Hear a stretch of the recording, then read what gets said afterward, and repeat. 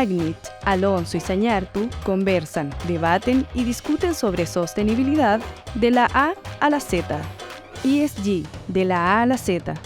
Es una presentación de Estado Diario. Hola amigos y amigas, ¿cómo están? Les damos la bienvenida a un nuevo capítulo de nuestro podcast ESG de la A a la Z, en el cual cada 15 días junto a Tamara Agnich y Soledad Alonso vamos conversando de distintos temas, discutiendo, poniendo ejemplos y tratando de aterrizar qué es lo que significa el desarrollo sostenible.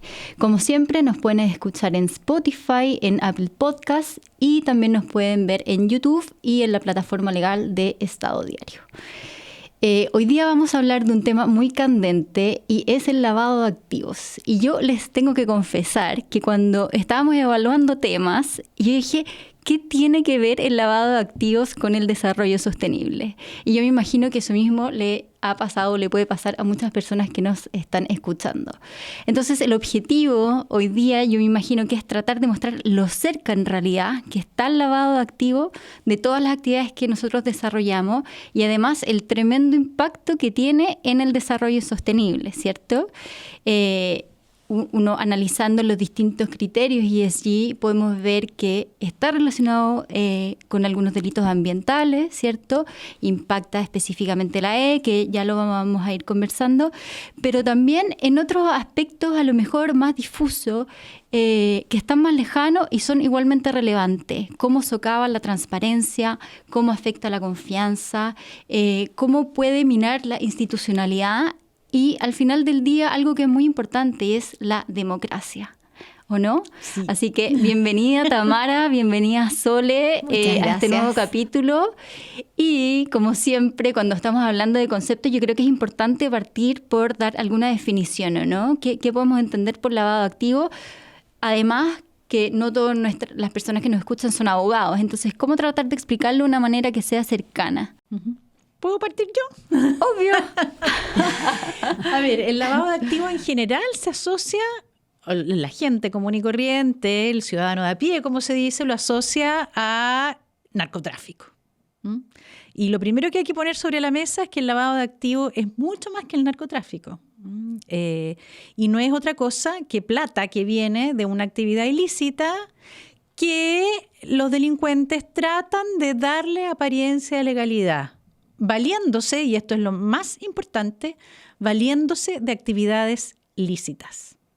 Y por eso que ahí viene como la primera conexión muy significativa con el desarrollo económico y más aún con el desarrollo económico sostenible. Sole, ¿tú querías agregar algo? O sea, era el punto de Tamara que es súper importante, que en el fondo orígenes ilícitos, bienes mal habidos, digamos, orígenes ilícitos se introducen en la economía para darle una apariencia legítima con actividades legales, lo que, como dice Tamara, provoca un tremendo trastorno después en la economía, en el funcionamiento de los mercados, pero también en el desarrollo sostenible, que es lo que aquí nos convoca a nosotros. Exacto. Entonces, algo que uno ya desprende de esta definición es que en realidad cuando hay lavado de activos hay un delito anterior o un delito base o un delito precedente, ¿cierto?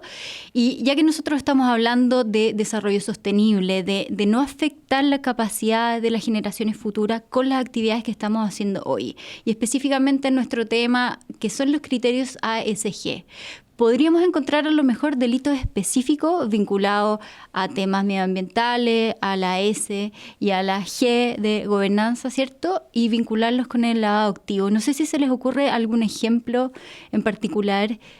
Sí, yo creo que para cada una de las letras uno puede encontrar un delito base o un delito precedente.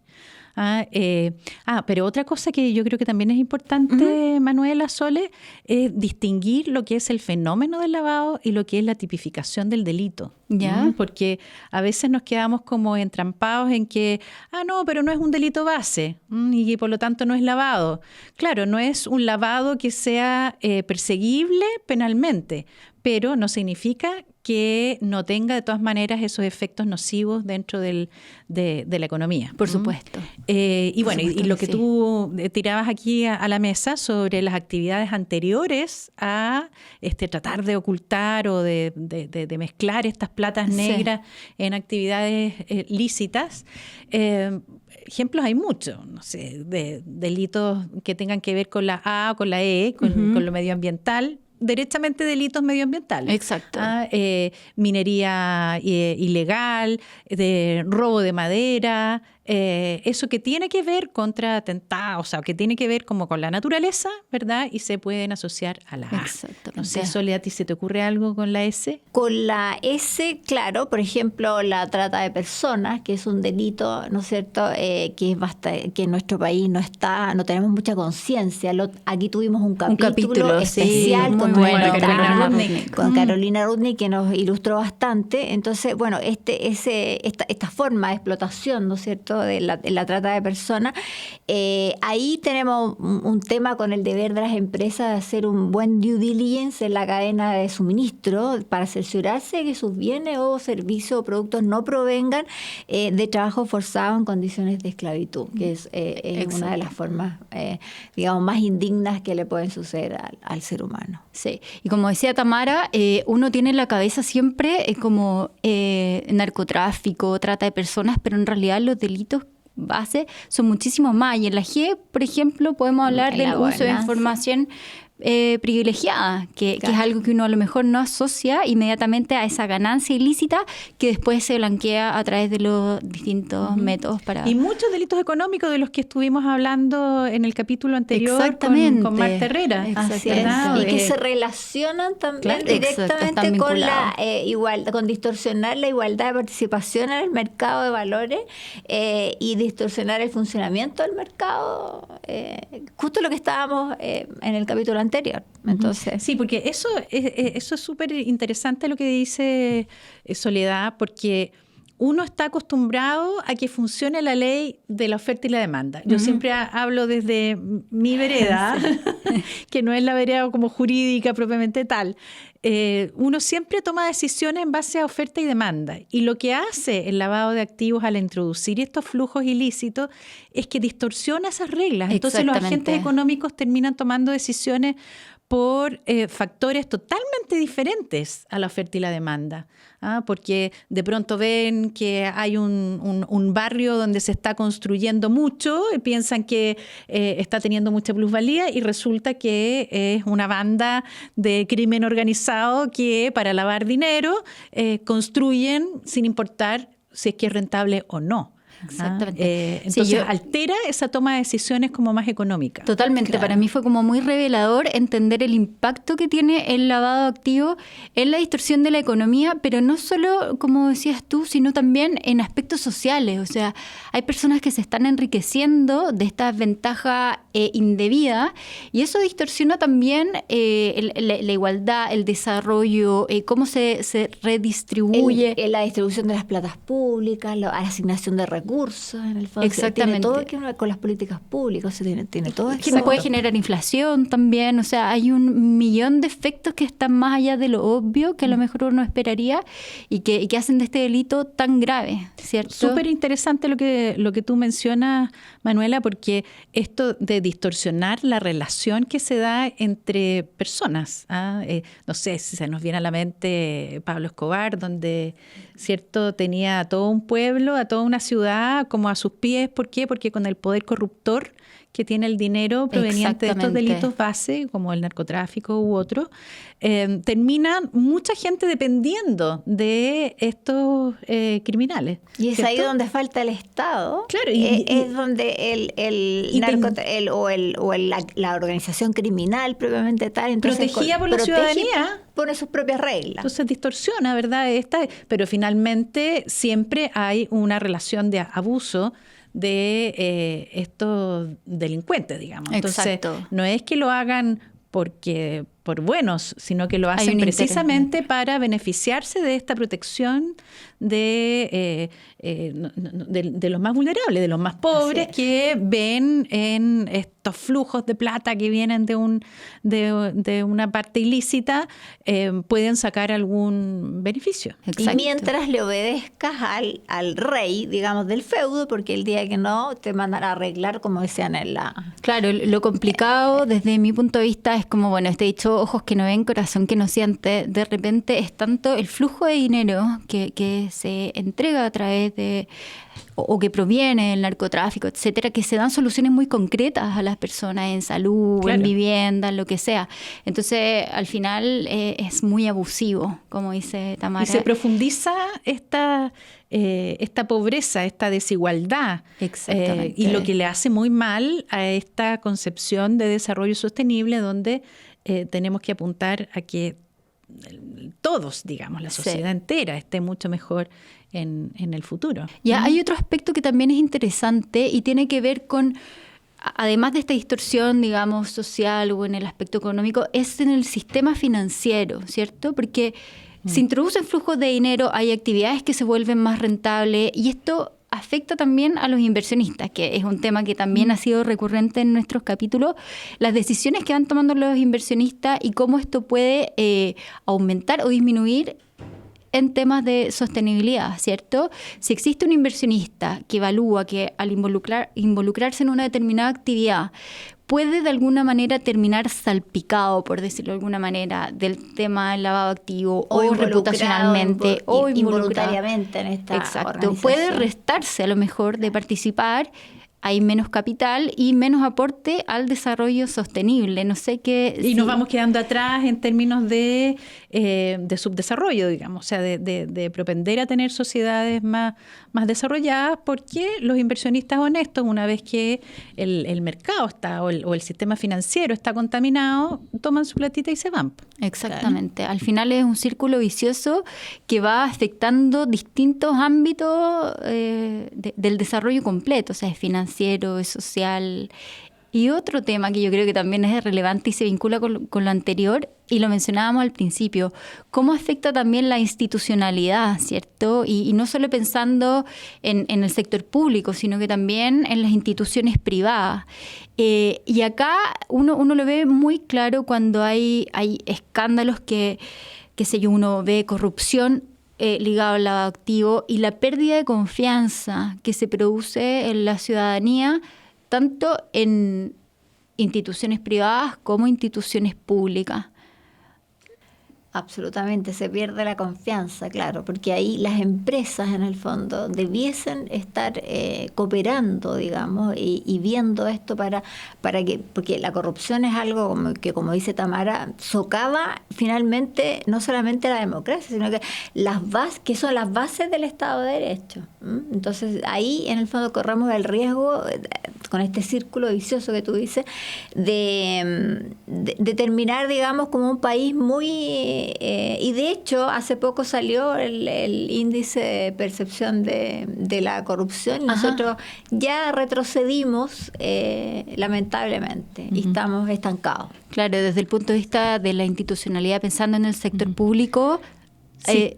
¿Ibas a decir algo? Sí, iba a decir, pero dale nomás, porque quería meter otra idea. No, que en el fondo esta pérdida de confianza y se genera una inestabilidad política al final, que tiene también otras consecuencias en las decisiones que se toman o cómo se va desarrollando. Sí, es que hemos puesto mucho aquí arriba de la mesa la institucionalidad pública, pero a mí me interesa relevar la institucionalidad privada. ¿Por qué? Porque la plata de los delincuentes o los activos que vienen de los delincuentes se da esa apariencia de legalidad precisamente en la actividad privada, en esa actividad empresarial que puede ser súper legítima, pero que el delincuente la infiltra. Busca, claro, y platas negras se mezclan con las platas limpias.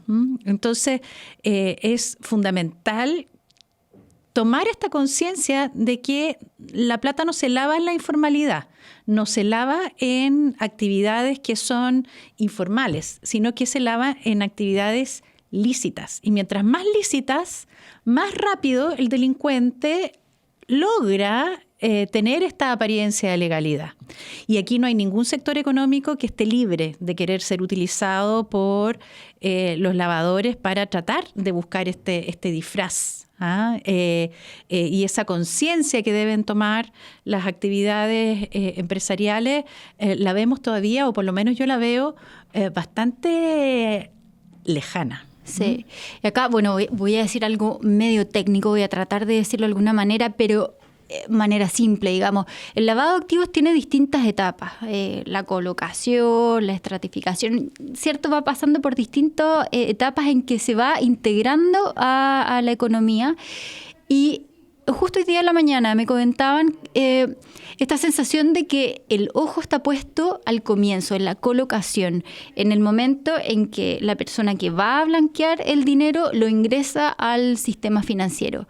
Pero en realidad esto es continuo, o sea, esta debida diligencia que debiera tener los distintos sectores que pueden participar o qué sé yo, sector financiero, estaba pensando, es un continuo, ¿cierto? Por supuesto. O sea, lo que sucede es que en la medida que más lejos está la generación de la plata, o sea, el delito base, con el tránsito que va teniendo el dinero, más difícil es pillar la hebra y relacionarlo con ese delito base. Entonces ya cuando se llega a la etapa de integración que tú mencionabas, evidentemente se requieren 20.000 ojos más. En esa primera acción es donde más eficaces podemos ser como sociedad para identificar. Y aquí de nuevo el sector privado cumple un rol fundamental en identificar esas actividades sospechosas, esas actividades que se escapan de lo normal, que permiten ponerle freno a este delito que tanto daño le hace a nuestro sistema económico. Sí. Y ahí el due diligence es, como tú decías, Manuela, un tema fundamental, porque va a depender mucho del due diligence que haga el privado para poder evitar esta introducción temprana, como dice, y detección temprana para poder alertar, digamos, porque después es mucho más difícil poder rescatar, separar, digamos, las aguas de lo que son los fondos lícitos de lo que son los fondos ilícitos. Sí, y ahí pongámosle como más aterrizaje a esto del due diligence. ¿Qué es? Es conocer al cliente, al tercero, al proveedor, a tu trabajador, a tu colaborador, conocerlo, saber quién es, obtener información. Eso es lo que se conoce como debida diligencia o el due diligence. Exacto. Solamente así, tú teniendo claro quién es Manuela Zañartu, cuáles son sus ingresos, en fin, vas a poder saber si Manuela Zañartu hace un acto económico que se escapa a sus posibilidades. Sí, y ahí también yo creo que es la importancia de hacer las preguntas adecuadas. Y les voy a contar un ejemplo que me pasó una vez. Yo trabajaba en una corredora de bolsa y un cliente nuevo. Entonces él señala cuáles eran sus ingresos y a continuación él iba a comprar unos fondos mutuos, si no me acuerdo, y el dinero venía de ahorros y no conversaba lo que él declaraba ganar con lo que él estaba efectivamente invirtiendo, claro. ¿Ya? Con el ahorro que quería. Exactamente. Con la inversión que quería hacer. Él era un abogado muy joven, entonces yo quería preguntarle dónde trabajaba, porque... ¿Dónde sacaste la plata? Exacto. Y en realidad ahí yo me di cuenta que las preguntas estaban mal hechas. Gran parte de eso venía de una herencia. Y ahí uno tiene que conocer con quién se está relacionando, sea un cliente, sea un tercero, sea un proveedor.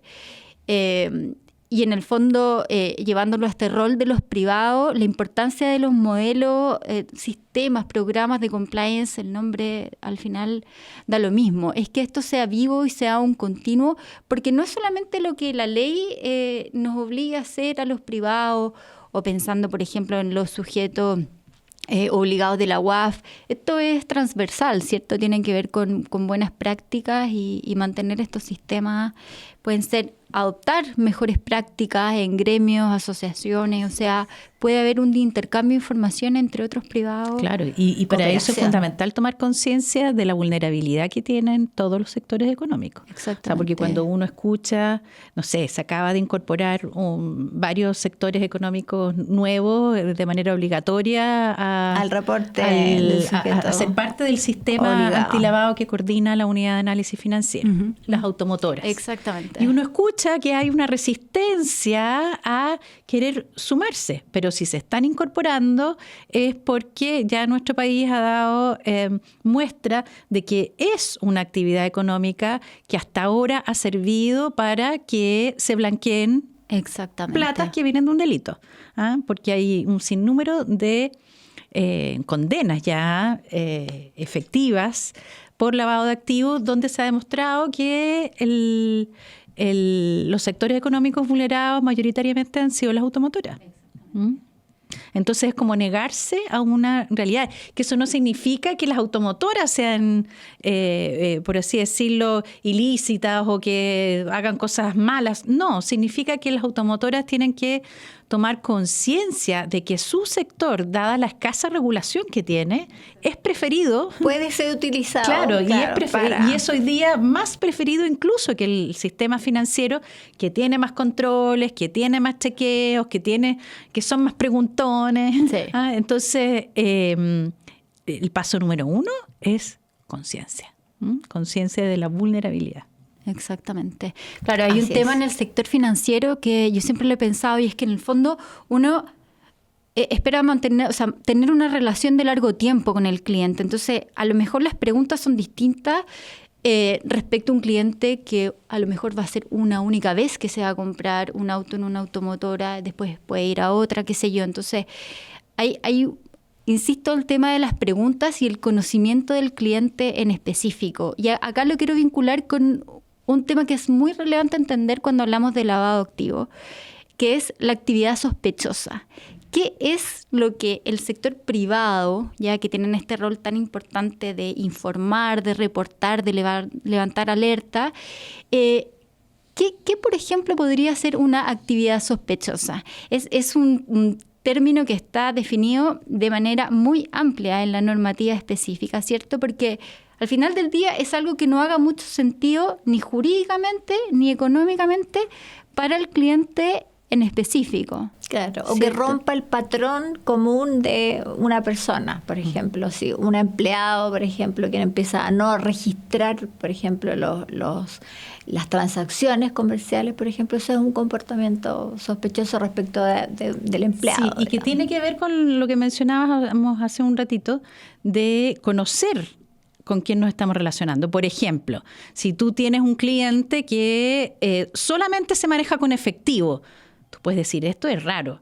Pero si ese cliente resulta que es un feriante, Exacto. no es raro. No es raro, se que se manejan maneje con solamente en efectivo. efectivo, Entonces, solamente claro. O un conociendo... adulto mayor, o un adulto que mayor. no, Un adulto no se mayor, sienten claro. tan cómodos, a lo mejor Que con todavía medios andan con la digitales. maleta de plata, pero no tiene nada de mal habido. Sino Entonces, que no. para eso es fundamental hacer esa pega de conocer a tu cliente, conocer tu contraparte, conocer a tu proveedor y que te permita ir identificando esas cosas que se escapan de lo normal. ¿Y quién puede conocer lo que no es normal? Los que se dedican a esa actividad. No puede la autoridad en este caso decir, va a ser sospechoso si pasa esto o esto otro, porque no conocen bien cómo funciona esa actividad.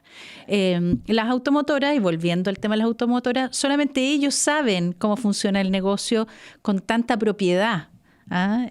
Y por eso que las sospechas, las operaciones sospechosas, siempre tienen una buena dosis de subjetividad. Exacto. Siempre. Cambia mucho además dependiendo personas en igual condición. Pueden ser calificadas muy distinto en este entendimiento. Como decía Tamara, para algunas personas yo voy a hablar desde el sector financiero, que es donde tengo más experiencia, pero para un tipo de cliente puede ser muy normal invertir en determinados instrumentos, o a lo mejor invertir y rescatar su fondo, tener cierto tipo de movimiento, y en otro caso puede que eso sea totalmente anómalo y sospechoso, ¿cierto? Requiere mucha investigación, mucha diligencia. Conocer muy bien el perfil de riesgo del cliente. Exactamente. Saber, como decía Tamara, hay unos que se manejarán con efectivo porque tienen un rubro, hay otros que, como dices tú, invierten en esto. Y si de repente dejan de invertir en eso y hacen otro tipo de transacciones, ahí uno diría, hay una está como sospechoso, y como dice Tamara, entonces se vuelve como un poco subjetivo también. Exacto. Sí. Y no solo pensando en clientes, sino que también, y acá vinculándolo con la S, que nosotros hablamos tanto, todos los terceros con los que una empresa interactúa, los proveedores, sus empleados, toda la cadena de valor, ¿cierto?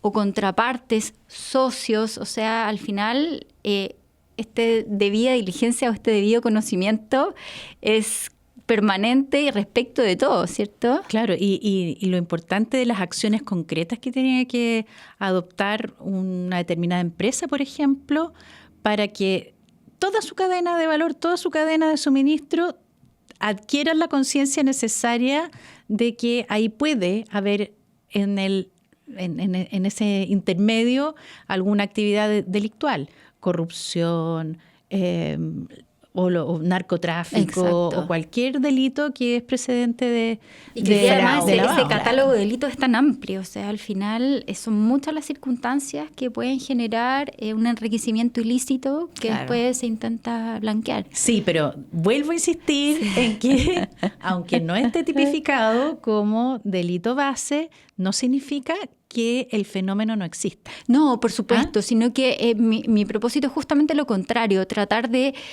sacar el foco solamente del narcotráfico o trata de personas, etcétera, que son como tráfico de armas, estos delitos que originalmente daban pie al lavado de dinero y hoy día en realidad es enorme el catálogo, O sea, enorme. piensa que solamente en todas las formas de corrupción que hay, ahí ya exactamente. tenemos El propósito es justamente tratar de mostrar lo cerca que está. Hay uno que es uno de los últimos que se incorporó el año 2015, que son ciertas figuras de evasión tributaria. Exacto.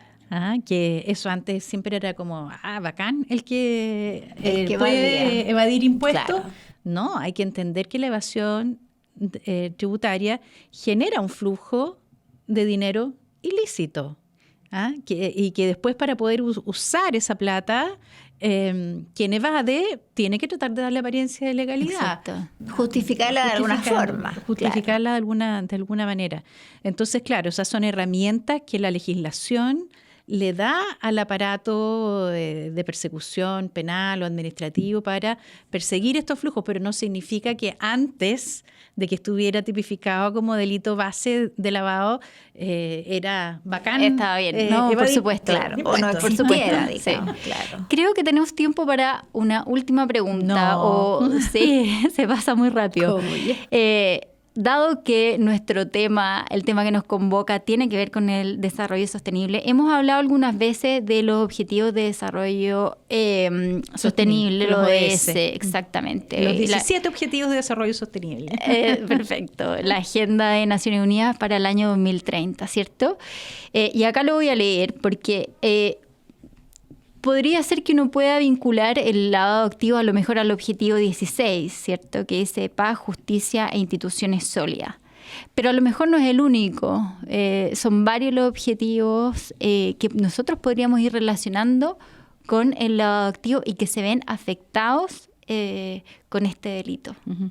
O sea, yo creo que son varios los ODS que de alguna manera se pueden ver relacionados. El primero que se me ocurre es el objetivo de desarrollo sostenible número 8, que tiene que ver algo así como con el trabajo decente, en fin. Y crecimiento económico. Claro, porque le hemos dado mucha vuelta al impacto negativo que genera el lavado de activos en el desarrollo económico. Exacto. Y eso acrecienta la desigualdad y por lo tanto tiene un impacto directo en el trabajo. Pues, y ahí está la S de lo social que tú decías, que es lo que siempre está como más atrás mano, digamos, de preocuparse de que los trabajadores, digamos, las empresas velen porque sus trabajadores tengan salario digno. Y tengan trabajo decente, digamos, porque finalmente el activo de la empresa es las personas, porque las organizaciones están compuestas por personas. Entonces, y tener ese salario decente y trabajo digno les produce, digamos, les permite desarrollar además sus capacidades y no quedarse atrás. Sí, y hay otro objetivo de desarrollo sostenible que es el número 11, que tiene que ver con las ciudades sostenibles. ¿Y cómo se puede afectar? Con una actividad no menor que es bien apetecida por el crimen organizado y los lavadores, que es el inmobiliario. Claro. Entonces, Exactamente. la planificación de ciudades sostenibles se ve de alguna manera afectada o atenta el lavado de activos contra la consecución de estas ciudades que contemplen estas variables de sostenibilidad, porque el desarrollo inmobiliario llevado adelante por el crimen organizado no le importa nada, digamos. Ni tener ciudades más amables, ni nada. Le interesa simplemente esconder el origen espurio del dinero. Tal cual. Y estaba pensando también, ¿sí? Sí, a mí que se me ocurría uno que habíamos estado hablando anteriormente, que es la producción y el consumo responsable, que lo hablamos, ¿no es cierto?, antes, y que ahí veíamos cómo la sociedad civil y nosotros, digamos, y las empresas tenían que, las empresas tienen que dar la información, ¿no es cierto?, de transparentar su información, y nosotros involucrarnos en no comprar, no consumir productos, digamos, que tengan determinadas cualidades que no contribuyen al consumo responsable. Exacto. Yo creo que cuando uno tiene en mente esto que hablamos al principio, de el nivel de distorsión que genera en la economía, en cómo se producen más ciertos bienes que otros, etcétera, o cómo se gana más de cierto tipo de actividades que respecto de otros, uno lo puede vincular a varios de los objetivos de desarrollo sostenible. Oye, pero una última cosita que espero alcanzar a decir, que el lavador siempre va a tener en consideración las mismas variables que el inversionista honesto para poner la plata. Y eso no se nos tiene que olvidar, porque que tengamos, por ejemplo, una economía como la chilena, que es una economía abierta, una economía que cumple las reglas, que mantiene la estabilidad jurídica, en fin, que son condiciones súper apetecidas por los inversionistas honestos. Esas mismas características son apetecidas también por los inversionistas deshonestos, que son los lavadores. Entonces no hay que confiarse ahí. Y tenemos como un doble rol de cuidar estas cuestiones positivas, estas características valiosas que tiene nuestra economía, el desarrollo económico chileno. Y mundial, no solamente en Chile, aquí ya me puse medio chauvinista, pero tenemos como la obligación también de cuidar lo que hemos logrado hasta ahora. Bueno, llegamos al fin del capítulo, como siempre se nos pasa tan rápido y quedan tantos temas que tocar, ¿cierto? Sí, cierto. Así que muchas gracias por escucharnos. Los invitamos de nuevo en 15 días más a sintonizarnos en Spotify, Apple Podcasts, YouTube y en la plataforma de Estado Diario. Muchas gracias y nos vemos en 15 días. Que estén bien. Chao. Chao.